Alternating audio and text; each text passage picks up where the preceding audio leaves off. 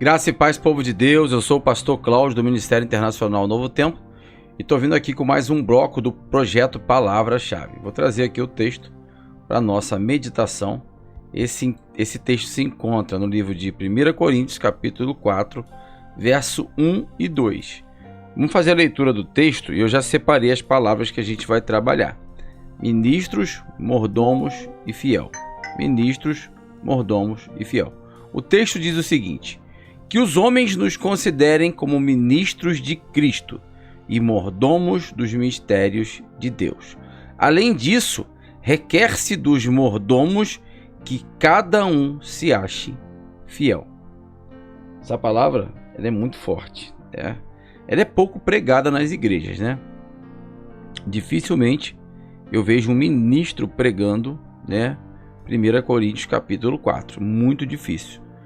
Mas a gente vai falar hoje, né, sobre esses termos destacados. A palavra ministros aqui, ela é usada por Paulo. Paulo tinha uma colocação em palavras assim, ele era cirúrgico. Paulo ele sempre foi muito cirúrgico nas palavras. As palavras ditas pelo apóstolo Paulo, elas tinham um pano de fundo muito forte, uma conexão muito forte com todo o contexto histórico e cultural para facilitar o entendimento daquele que estava lendo. Então, quando ele usa aqui, né, a expressão no grego, que fala de huperetes, né, que essa palavra no grego ela significa o quê? Remador, porque era uma linguagem marítima que todo mundo entendia. Então, ele está dizendo, o remador ou subordinado, referindo-se na antiguidade ao remador de baixa categoria no porão dos navios. No contexto bíblico, evoluiu para significar um servo, assistente ou ministro que atua com subordinação e dedicação, muitas vezes aplicado a líderes cristãos. Origem etimológica: remador dos navios antigos, especificamente os que ficavam nos andares inferiores, último porão. Pastor, Paulo está dizendo o quê?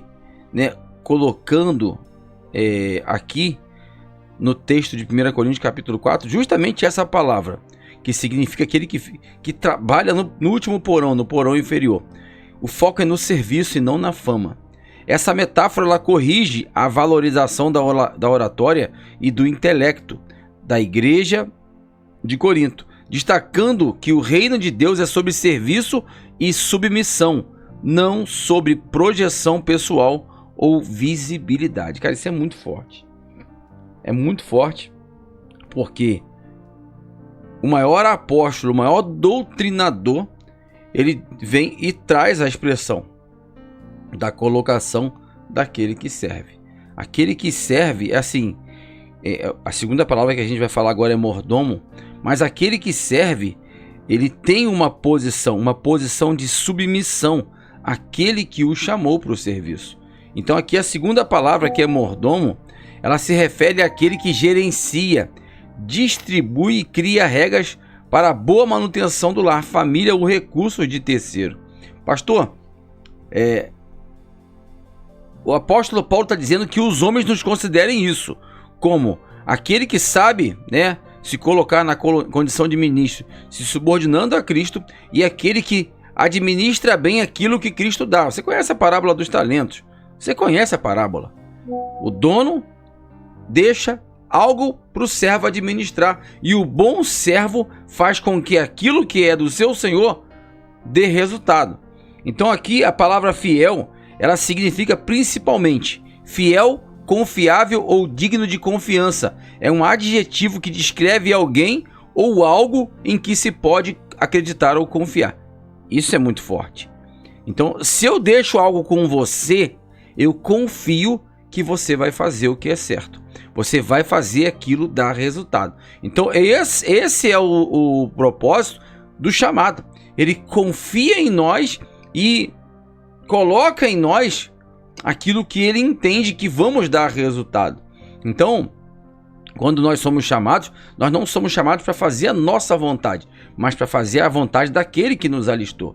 E se tem alguém que ensina bem as doutrinas e tudo aquilo que vem do céu, que vem de Cristo, é o apóstolo Paulo. Por quê? Porque além de mestre, ele também era pastor. Então ele ensinou com propriedade e trouxe para nós esse texto. É um texto muito rico, muito valioso. Recomendo a leitura do texto todo de 1 Coríntios. A gente estava fazendo uma tarefa na escola dominical e a gente leu os dois livros, né, de 1 e 2 Coríntios. E a gente fez os nossos resumos. E esse texto é um texto muito importante, porque, né, coloca cada ministro na condição que Cristo o chamou, tendo esse reconhecimento. Assim como João, importa que ele cresça. Ele tem que crescer, ele tem que aparecer. Amém? Bacana, né? Mais um vídeo aí gravado, projeto Palavra-Chave, e na sequência a gente volta aí com mais um bloco. Deus abençoe a vida de vocês em nome de Jesus.